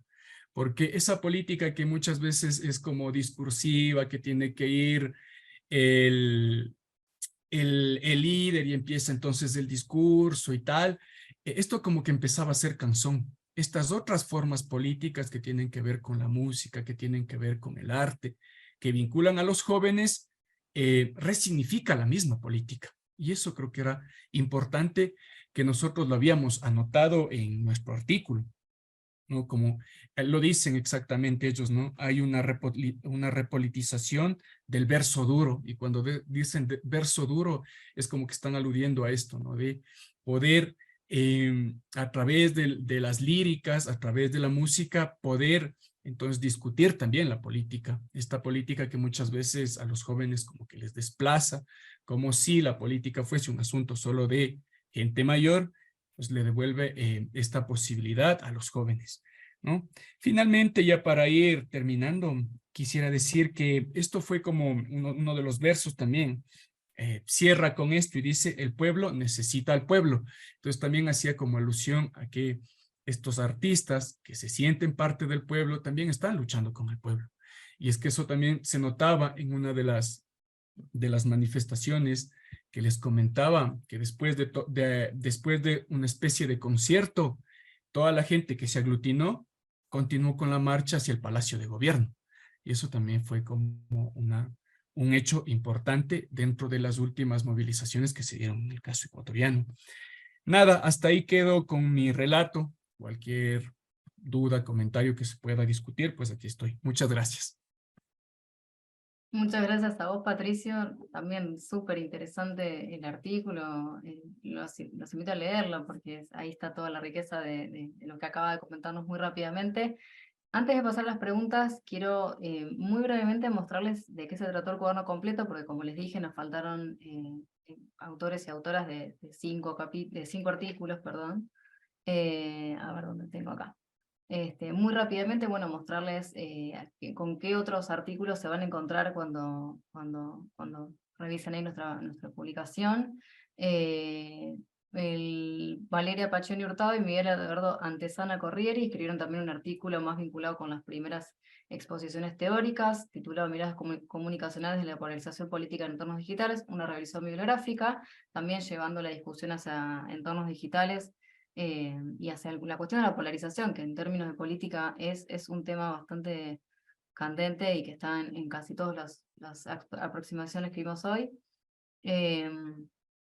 Tenemos también el artículo de Paola Ingracia, Celeste Gómez Wagner, Natalia Arguete y Ernesto Calvo, la IVE en disputa, los encuadres estratégicos en las noticias digitales argentinas. Una tónica un poco similar, el artículo de Cintia Valladares, Una marea verde sin distanciamientos ni aforos, el ciberactivismo como alternativa de encuentro y lucha en el contexto del confinamiento por la pandemia de COVID-19. Y bueno, otro de los artículos que nos acompañó, que hoy no pudo presentarse, es el de Aldo Benito Romero Ortega y Darwin Cañar, El inicio del movimiento indígena en Ecuador, una mirada desde el periódico El Comercio y el despertar de los pueblos originarios. Esto también un poco parecido al análisis que hacían Yael y Cintia. Bien, les paso 2 avisos parroquiales y pasamos a las preguntas, comentarios y sugerencias. Acá una novedad que introdujimos en nuestro cuaderno, es la segunda vez que lo presentamos, es lo que ven acá como anexo, ¿sí? Que es, en este caso está a mi cargo, ¿sí? esta sección del cuaderno, que tiene que ver con una política de articulación de los posgrados de la Universidad de Palermo, de la Facultad de Cine y Comunicación, con las publicaciones, ¿sí? Con el Instituto de Investigación. Esta suerte de articulación, lo que convino a logro, digamos, es esta presentación de los proyectos de los tesistas y las tesistas que están cursando cada una de las materias de las profes que tenemos en materia en la maestría y línea de investigación. De esta manera lo que hacemos es, además de visibilizar sus trabajos, es poner un poco en marcha esta suerte de formación en investigación que compete a los tesistas y las tesistas, que en algún momento, en un futuro no muy lejano, serán magíster. Entonces también se van a encontrar con eso en la publicación, es interesante porque pueden ir viendo cómo se van diagramando las tesis de la maestría en gestión del diseño que se dicta acá en esta facultad. Bien, el otro aviso parroquial que quería decirles es que vamos a lanzar, ya estamos lanzando, ¿no?, en el día de hoy, Call for Papers para la próxima edición. La idea es que participen todos y todas. Quienes ya escribieron, por supuesto, están más que invitados y más que invitadas. Seguimos hablando de lo pensado mientras exponía Mariano hace un ratito, ¿no? Pero seguimos pensando en las crisis. En este caso estamos pensando en la crisis climática, en la crisis ambiental, y a ver, acá perdí el título del Call for Paper, pero es algo así como no quiero a ver si lo tenés a mano, Mariano, por ahí. Bueno, pero creo que es comunicación política de crisis climática o cambio climático. Quiero mostrárselos, a ver, un segundito, ¿sí? Por aquí está. Bien, sí. Comunicación política y cambio climático, la gobernanza de la cuestión socioambiental en América Latina. Seguimos con, obviamente, la confluencia de proyectos de investigación.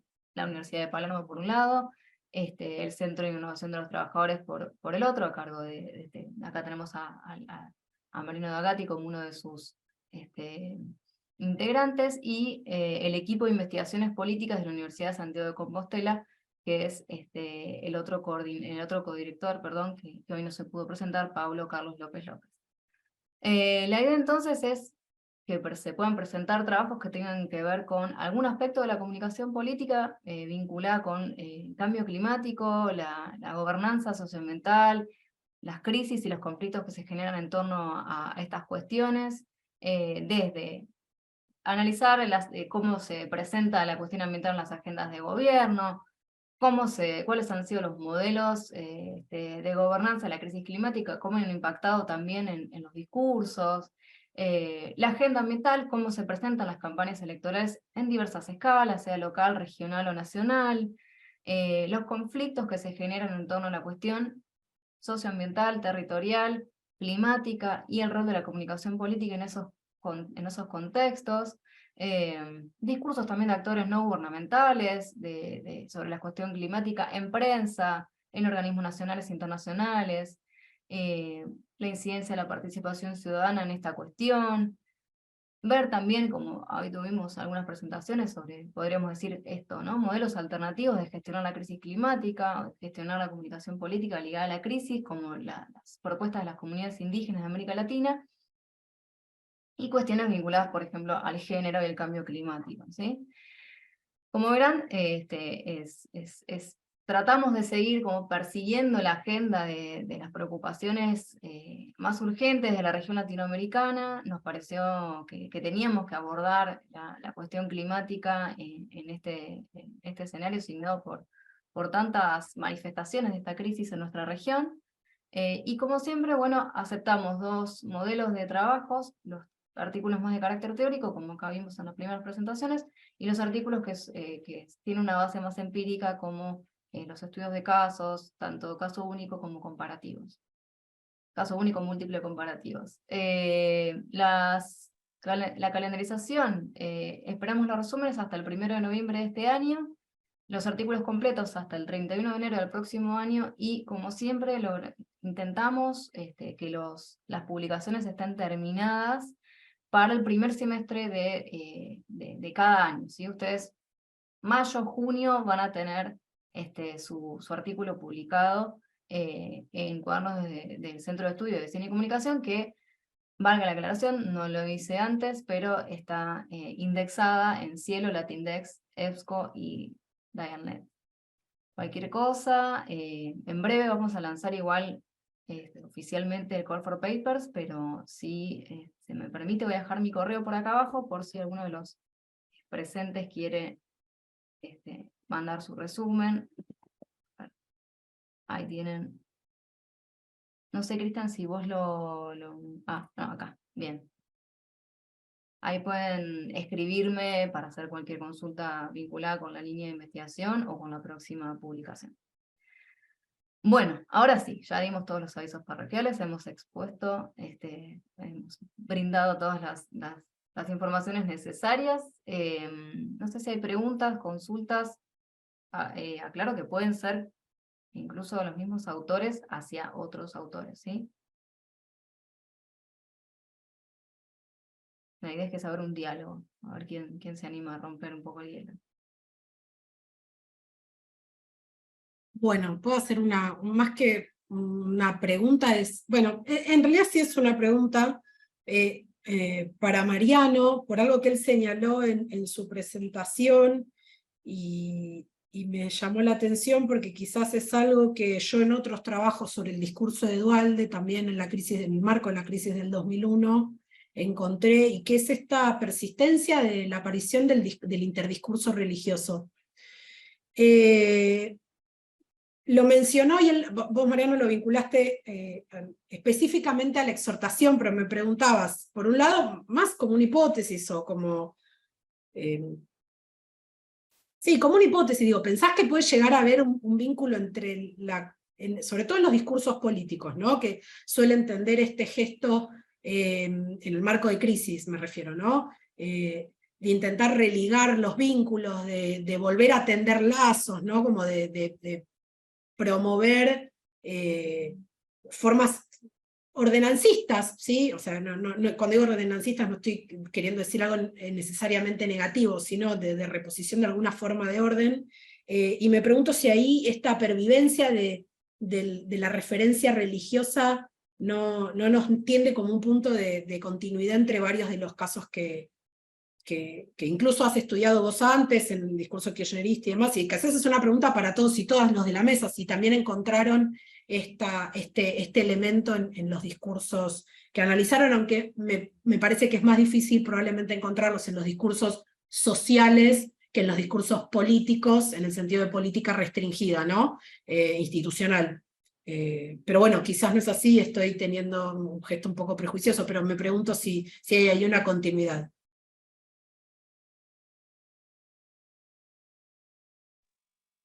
Respondo yo primero porque la pregunta fue primero específica y después invito a los demás.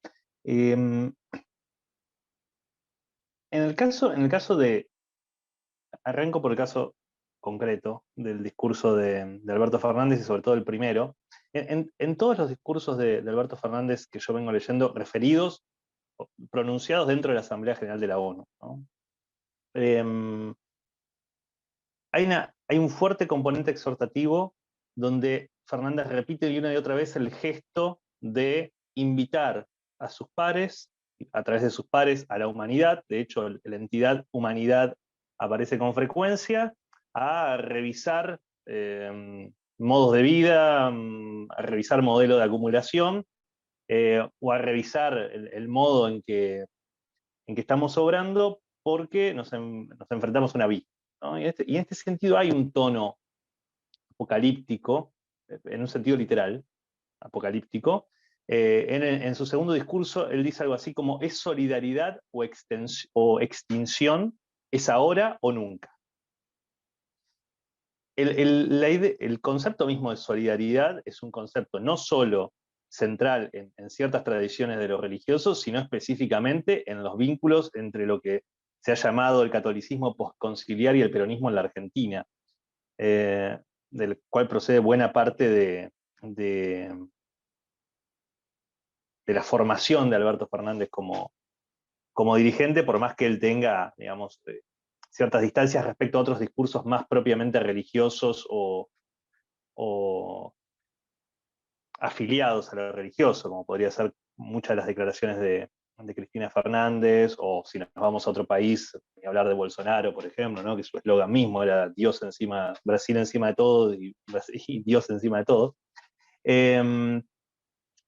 Y creo que efectivamente lo religioso aparece siempre como un interdiscurso que que opera en torno a la solidaridad y a la reconstrucción de lazos sociales que se presuponen disueltos o se presuponen en crisis. En el caso de la exhortación, si sonó así, no quise decir eso, en el sentido de que no era solamente lo religioso aparecía en términos de la exhortación, sino que llegaba a tal punto la presencia de lo religioso, sobre todo en ese primer discurso, que estábamos en presencia de una exhortación como tal, en cuanto a que había un marco, lo que llamaríamos un marco enunciativo de tipo exhortativo. Él empezaba diciendo, hago un llamamiento a un nuevo comienzo, y terminaba diciendo, por todo lo que dije, convoco nuevamente a un nuevo comienzo, o algo por el estilo, y esto aparece otra vez, incluso en el tercer discurso, que no está considerado en el artículo, aparece la idea de, en conclusión, los convoco nuevamente a recrear lo que se llama un multilateralismo solidario, o un multilateralismo basado en la solidaridad. Luego hay otra cosa, que esto lo voy a decir, que no está en el artículo, y que creo que viene a colación. ¿Cuánto hay de compromiso efectivo con ese? Vos hablabas hoy, Mariana, de, bueno, ¿cuánto hay de verdad en estas palabras, en estos vecinos que comentan cosas? Bueno, ¿cuánto hay de verdad en la intención de Fernández? No lo sé. Sí es gracioso que al mismo tiempo que está pidiendo luchar contra la pandemia del cambio climático, exponga durante largos segmentos de su discurso las ventajas comparativas que tiene Argentina en la explotación de recursos naturales. Entonces, eso está presente. La idea de cambio climático como un problema a resolver, pero al mismo tiempo la explotación de litio, la explotación de recursos hidrocarburos y demás, como algo que, es más, en su tercer discurso ante la ONU, creo que después va a Texas a dar un speech a todos los grandes petroleros de Estados Unidos, y eso está en todos los diarios, en diarios oficialistas y no oficialistas, que lo señalan como el momento de venta de los recursos argentinos. Eso, hablé un montón igual, perdón.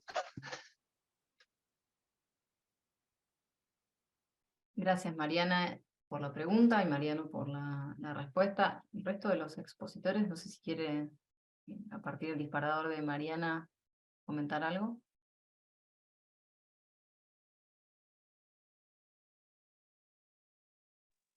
Yo tengo una pregunta, puede ser para Mauricio y para, no recuerdo el nombre del primer expositor, Jorge. Jorge estaba con un tiempo un poco complicado porque se tenía que ir a dar clases, pero... Bueno, pero es una pregunta muy... Mauricio.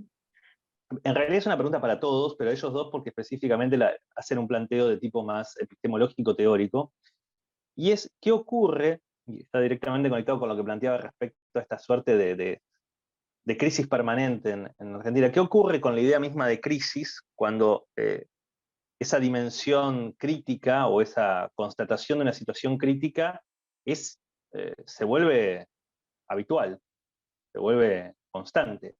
En buena medida fomentado, fogoneado o verdaderamente constatado por los propios medios de comunicación, o por muchos de los medios de comunicación, ¿no? Es el pasaje prácticamente de una crisis a la otra. Entonces me gustaría escuchar cómo piensa la idea de crisis, por lo menos respecto a la palabra política, cuando parece haberse vuelto tan extenso a la definición misma de crisis que se disuelve en lo habitual, o en una situación crítica por definición.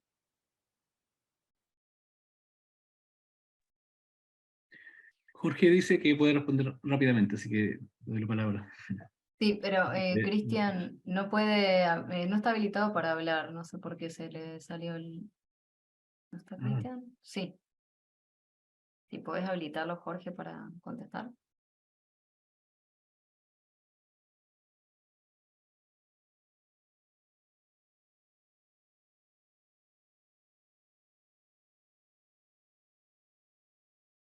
Mientras resolvemos, no sé si querés responder vos, Mauricio. A ver, ahora, Jorge. Ahora puedo, ¿se escucha? No, Dale, sí. no puedo habilitar el video, eso sí. A ver, veamos si se puede.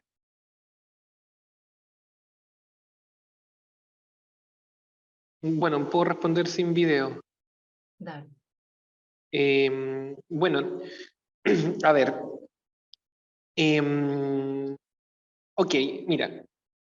Hay que, respecto a lo que señalas en la pregunta, es una pregunta tramposa a mi juicio. En primer lugar, porque lo que te indica el análisis de lo que significa un proceso en sí de crisis es que las crisis no son permanentes.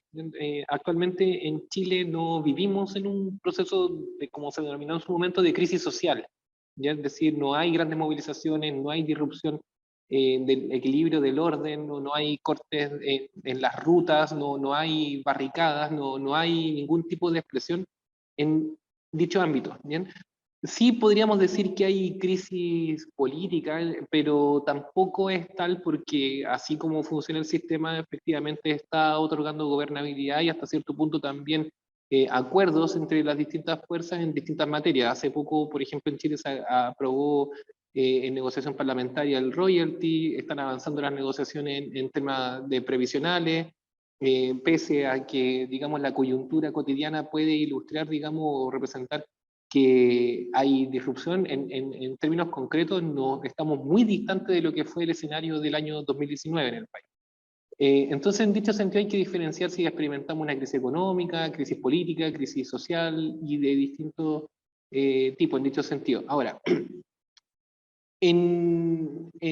mi propuesta metodológica precisamente lo que apunta es a estudiar estos escenarios de convulsión, como los denominó, de conflicto, donde, como intenté señalar, los efectos de la crisis son perceptibles fácilmente por sus efectos prácticos. ¿Bien? Y esos efectos prácticos son los que hoy en día no se distinguen y podríamos decir que se vive un proceso de reestabilización de las relaciones políticas y sociales, en este caso en Chile, ¿sí? Pero que dicho proceso de reestabilización sí tiene, digamos, y esto es una discusión que se puede ir abriendo, una especie, o experimenta más bien, una especie de estado de equilibrio inestable, ¿ya?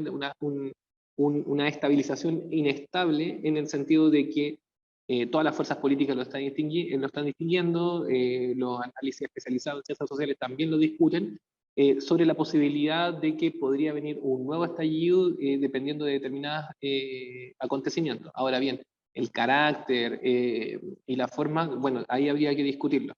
En tal sentido, por ejemplo, podría citar, y a propósito de la audiencia trasandina en este caso, de que, digamos, distintas fuerzas políticas, incluso también distintos análisis en ciencias sociales, en el caso argentino, han venido discutiendo durante ya al menos 20 años la posibilidad de un nuevo argentinazo.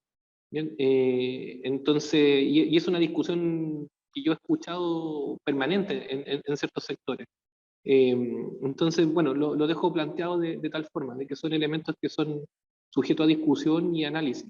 Pero por ahí va, espero haber resuelto. Y de verdad mis estudiantes me están esperando afuera de la sala ahora, así que me debo desconectar. Les dejo un fraterno abrazo, un gusto haber estado con ustedes y estamos en contacto. Hasta luego. Chao, chao. Gracias, Jorge, gracias. Te liberamos. Chao, chao.